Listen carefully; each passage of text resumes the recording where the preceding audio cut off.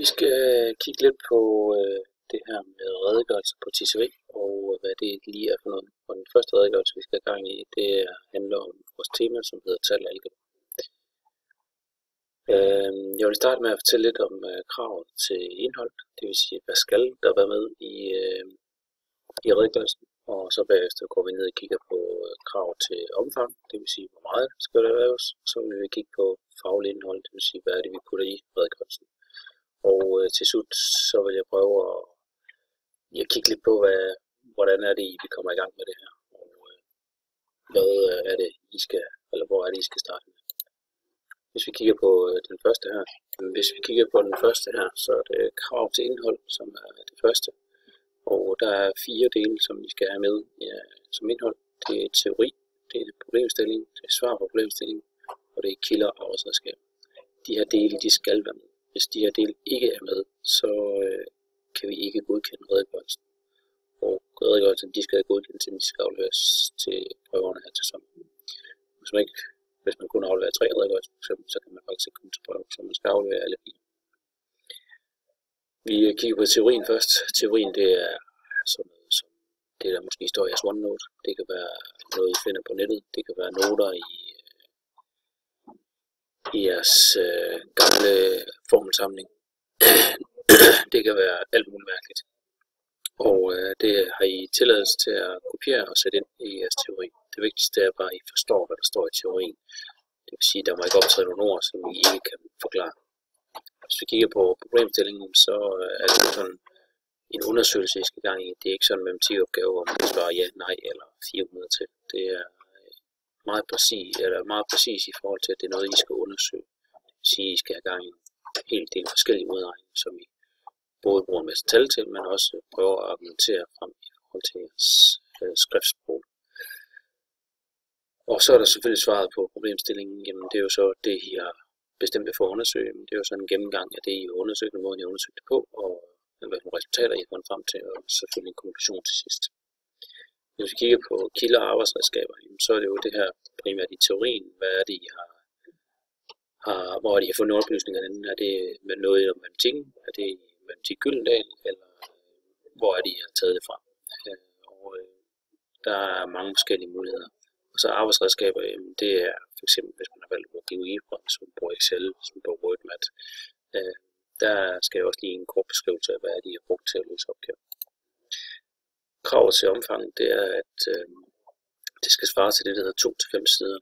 Og det er jo egentlig meget nemt, hvis vi snakker en rapportform. Og hvis vi kigger, nu har jeg en rapport, vi kan kigge på her, hvor der først er beskrevet en problemstilling, så er der beskrevet en teori. Og teori, det fylder sådan en rimelig god del her. Og så kommer vi ned til svaret på problemstillingen her. Og svaret på problemstillingen, jamen, den fylder også en relativt stor del. Og så er der til slut hernede, der er kilder afsat. Det fylder ikke så meget der tilfælde, men det holder sig under 5 sider. Det vil sige, hvis man nu vælger at aflevere 1 side, det vil sige under 2 sider, jamen så bliver den her faktisk heller ikke godkendt. Så der skal også et vist omfang på, for det kan godkendes. Og det samme i den anden ende, hvis det nu er, at man laver 6-7 sider, jamen man kan ikke forvente, at f.eks. sensor vælger at læse til længere end side 5. Ja. Og hvad er det så, vi skal putte i den her redegørelse? Og det, vi skal putte i redegørelsen, det er selvfølgelig vores funktioner, som vi har arbejdet med her. Vi har arbejdet med lineære funktioner, vi har arbejdet med andengradsfunktioner. Nogle har kigget på med proportionalitet også. Det er jo sådan lidt forskelligt, hvad man har kigget på, men lineære funktioner og andengradsfunktioner, det har alle i hvert fald kigget på. Og her skal I tænke jer godt om, i forhold til, at I får vist lineære funktioner, f.eks. i alle 3 repræsentationsformer, det vil sige tabel, graf og forskrift, og I kan jonglere mellem de her forskellige repræsentationsformer. Og man kan godt, hvis man, nu så vi jo på den her redegørelse før, der kan man, den er delt op i, der har lavet om andengradsfunktioner her, og så har hun lavet en redegørelse mere, og der så er lineære funktioner. Det vil sige, at det er 2 forskellige redegørelser. Man kan godt skrive lineære og andengradsfunktioner i samme redegørelse, men det er også helt fint at bare nøjes med andengradsfunktioner, hvis man tænker, at det er nok for en.